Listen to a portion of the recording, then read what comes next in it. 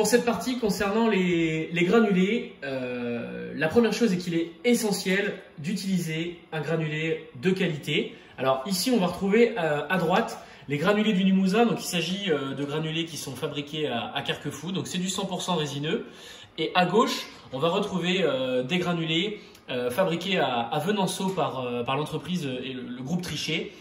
Et là, en fait, il s'agit de granulés 100% feuillus. Alors, l'avantage de CMG, c'est que tous les corps de chauffe nous permettent d'utiliser soit effectivement du granulé à droite, donc du Limousin en 100% résineux, ou à gauche, chez Trichet, en 100% feuillus. Alors, pour être honnête avec vous, on a plutôt une tendance à utiliser les granulés 100% feuillus, donc issus de bois de châtaignier, parce que on a tendance, en fait, à constater d'une surface vitrée qui va beaucoup moins se noircir. Elle va mettre vraiment beaucoup plus de temps à se noircir et avec aussi une poussière un petit peu plus fine. Nous, en tout cas, c'est ce qu'on a constaté chez nos clients et aussi en interne au magasin. Mais il est vraiment indispensable de privilégier la qualité des granulés par rapport à un faible prix attractif que vous pouvez retrouver en grande et moyenne surface et ailleurs.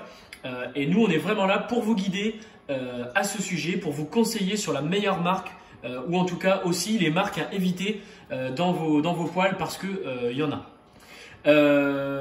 Voilà, donc quelques conseils importants concernant la manière dont il faut verser le granulé dans votre réservoir à granulés. Ici, la première chose qu'on va vous conseiller, c'est qu'il faut évidemment éviter de verser un sac directement dans le réservoir, mais vraiment plutôt privilégier une pelle simplement à granuler avec un récipient ou alors des stockers comme on va retrouver en fait ici dans la vidéo. Donc ça, c'est des choses qu'on peut vous proposer avec différents diamètres, avec différentes sections, avec d'autres possibilités. Là, on est sur un stocker qui nous permet de stocker 30 kg, donc ça nous permet en fait de stocker 2 sacs de granulés. Et vous voyez, c'est compartimenté. On a la possibilité en fait de venir chercher le produit en 4 morceaux avec cette petite baguette d'acier en fait ici. Et là, on va pouvoir vraiment venir verser le contenu directement. Donc vous voyez, il y a une sorte de tamis en fait intégré à l'intérieur et on va venir récupérer potentiellement les petites miettes en partie basse. Donc ça, c'est vraiment des choses très pertinentes et qu'on va pouvoir vous proposer chez nous au Cheminée Tesson. Ce qu'on va aussi vous conseiller dans la mesure du possible, et le stocker aussi est fait pour ça, c'est véritablement de pouvoir stocker 1 ou 2 sacs en permanence dans la pièce dans laquelle l'appareil va se situer. Ça vous permet d'avoir un granulé à température ambiante et ça, c'est pareil, c'est extrêmement important.